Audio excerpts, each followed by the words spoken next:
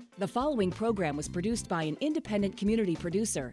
The opinions expressed do not necessarily reflect those of the Weymouth Community Access staff or its board of directors.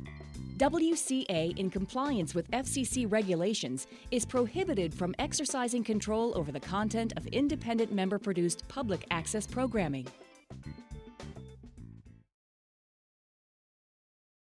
Now, in the elections in Weymouth, the voting turnout hasn't been what people see as enough. What would you say to someone who doesn't vote? I would maybe remind them that local elections, you really have more say. You have more say than when, it seems like more people show up for state elections and the most show up for presidential. Then you have to go through all those electoral votes. Politics is local.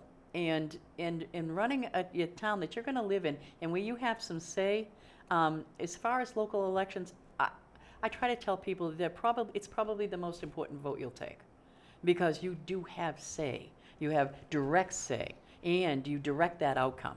So that's what I tell them. Please go. No matter how you feel about me or another candidate or an issue, please vote. Show everyone that we're a voting community and that we care. And so when we complain, it's okay, because we've gone to the polls and tried to make things better. You mentioned earlier about helping businesses come into Weymouth and boost revenues a bit. Can you go a little bit more in depth as to how you would make it easier for businesses to run and operate in Weymouth? Yeah, again, what we tried to do, and some years back, maybe 3 years ago, we had a small session we focused in on real estate. So we asked a lot of real estate agents to come in, and we said, we had all of our department heads in the chambers, and we said, these are our department heads who you probably deal with on a daily basis. This is the building inspector, this is the tax collector, and we went all through. And we introduced them, we said, what would you like to ask of these department heads? What can we help you with in your endeavors in trying to sell properties and just be a business within our community? That was fabulous. It worked out really well. Another session I held was that we brought in state representatives from procurement and Department of Revenue from the state. And we brought them in over at McCulloch Building, and we invited a lot of businesses. South Shore Chamber came, and we said to them, to the state people, would you please explain to these businesses how they get on a state listing, so that when people want to hire businesses and stuff, they go to that state list because they know they're proven and they're going to come in at a good low price. We explained that. So I think educating them as to what the needs of the municipalities are is really paramount. In addition to that, we need to make it pleasing. We need to make it affordable. We need them to know that they're going to be welcomed in a community, number one. Number two, that their access will be good. They need to be near highways, which we are. We have commuter rail. We have we're on the bus line to bring us to Quincy. So Weymouth is convenient. I believe Weymouth's very convenient. We're going to be a showplace for commercial at Southfield. But we also need to take care of our businesses locally, because that's a trickle-down effect. We can't just rely on Southfield. We have businesses in town, some banks that have been around for hundreds of years, and we need to be loyal to them as they have been loyal to us. I believe that our businesses are very in tune to the community. We call on them for a lot, they offer a lot, they give to us, and we try to give back. And it's up to us to be respondent. I'll give you an example. We have an industrial park that floods a lot, and the road's not really great. Well, there's this whole thing about whether the road is accepted or whether it isn't. If it's in on a commercial base, then the road really isn't accepted, and they're responsible for the road. But you can't expect businesses, especially small businesses, to go in and put that kind of money up. So we've been band-aiding it through the winter to make sure that it's passable. We want their employees to get to the jobs. And we're trying to work out a sort of private-public entity to where we can get that road fixed. So it's things like that. We have to keep talking. We have to. I work very closely with the Weymouth Commerce businesses, and I try to attend. They have a breakfast where I come and speak a lot. So it's keeping informed, getting the infrastructure to a point where it benefits them. Do you see lowering business taxes as a way to attract business to Weymouth? A lot of people ask me that. no mayor can lower business taxes, just go lowering business taxes. The assessors work up a recommendation to the mayor and to the town council, and that is a rate, okay? That is a shift is really what the council vote. They vote the shift.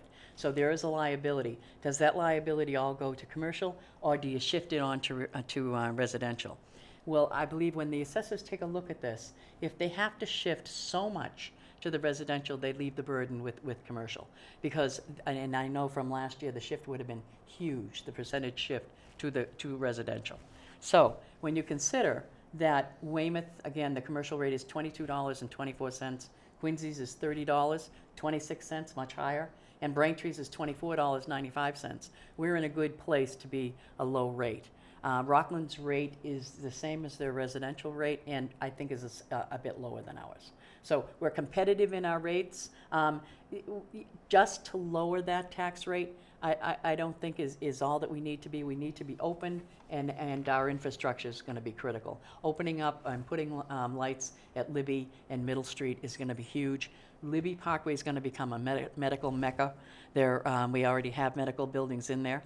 The South Shore Hospital is bringing in all of these other entities that are paying taxes, other clinics and groups of doctors, and that's going to prove beneficial to Weymouth.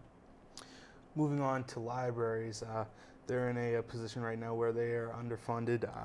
The Tufts Library air conditioning unit broke down, and they didn't have the money necessarily to fix it. So, what would be your plan to help libraries perform the services that they need? Would it involve consolidation, or what is your plan to help keep libraries opening and functioning? Again, a good question.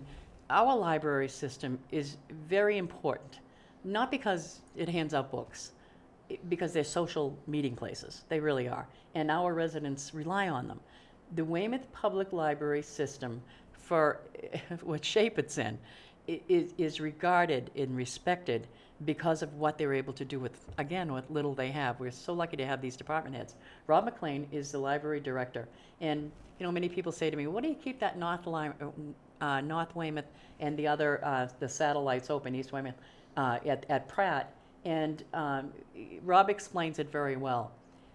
They're only open like 16 hours, but for those 16 hours, they bring a communal entity to that part of town. We have 4 villages. There are libraries in the 4 villages. We like our villages, and the people can go there, pick up books from the main library that have been sent there for them. They can just meet there. They like it, they want it, and I have to tell you, they're all very well attended, even during those 16 hours. Now, what can we do to help them out? We're always striving for grants. We've gotten historic grants. The main library, it really needs to be renovated, seriously. You bring up air conditioning, it was a horrible week that thing broke down. If it was a unit, we could have just gone in. I mean, we can do an emergency thing. They're tied in. It's a special unit, and it's old, and it's tied in on sort of underground. So the whole thing has to come out. We didn't want to shut down the libraries totally. So we did try to get those portables, and we knew we had an election day coming up. We finally did get someone to come in and at least jury rig it. We are going to be replacing the whole system. But we need to work up a plan, set aside some money. This is where the capital infrastructure comes in. By the time we take the monies that we have and put them into our budget, there's no money left for capital. We have to set aside money for capital for our infrastructure every single year, no matter how painful it is. And we need to start that now. Parks can also be a social mecca for meeting places. You already have renovated Legion Field. What other future plans do you have for the parks in Weymouth? I'm very excited about our park program. We again, with very little, think of what we've been able to do. We've renovated, and these are through the meals tax or through grants, utilizing every dime we can. We've just renovated Brad Hawes Park, and we're going to have a nice opening down there. We've renovated parks in the Idlewell section. We've renovated, O'Sullivan Field. We've done an awful lot around town in addition to Legion. So Legion certainly was the focus. We wanted to get that up and running. And because we knew that once Legion was open, that it would service the most amount of people in town, and it does. That goes strong until 9:30 or 10 o'clock at night, lights blaring, adult soccer leagues playing, kids playing in the daytime. It's just fabulous. And for one entity, one area, to be able to make that many people happy, that was the way to go. So yes, it was the focal point. I'm glad, because it is servicing most of the people in the town. Anyone can go there. And yet, all along the way, we didn't forget the other fields, and we're chipping away at them. Very good. Now, final question, seawalls. What can you do as mayor to help either rebuild the crumbling seawalls or add new ones to prevent erosion?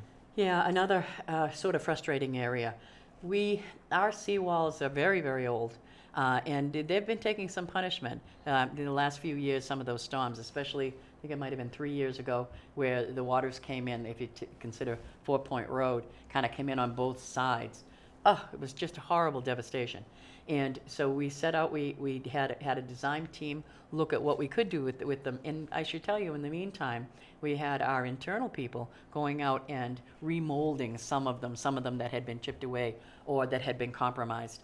In the 4 Point Road area, it's more severe and more serious, because the seawall itself somewhat holds up the road, believe it or not. So if that's compromised and the vetting beside it going into the beach is compromised, that water's coming up under the road and sinking the road.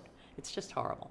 So that we're paying close attention to. We're trying to get, we have the study done. Problem is, there are about 10 different options, one being a huge wall, where people who pay extra money to watch the water, to watch the ocean, don't want a 10-foot seawall in front of them.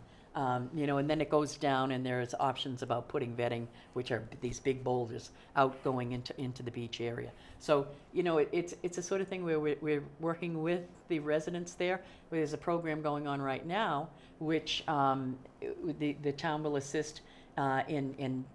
It's a sort of grant program where the houses can lift up and go on sort of stilts. So we're in the process, and we have 5 different homes who are interested in that, and Nick Buens, our grant writer, is working with them on that. So we're trying to come up with some solutions. But again, I tell everybody, you get a 100-year storm in there, and there's no seawall. It's going to keep out the ocean. Thank you very much for your time, and You're best welcome. of luck on the campaign Thank trail. you for having me. Sorry for the left hand. No, it's Thank okay. you.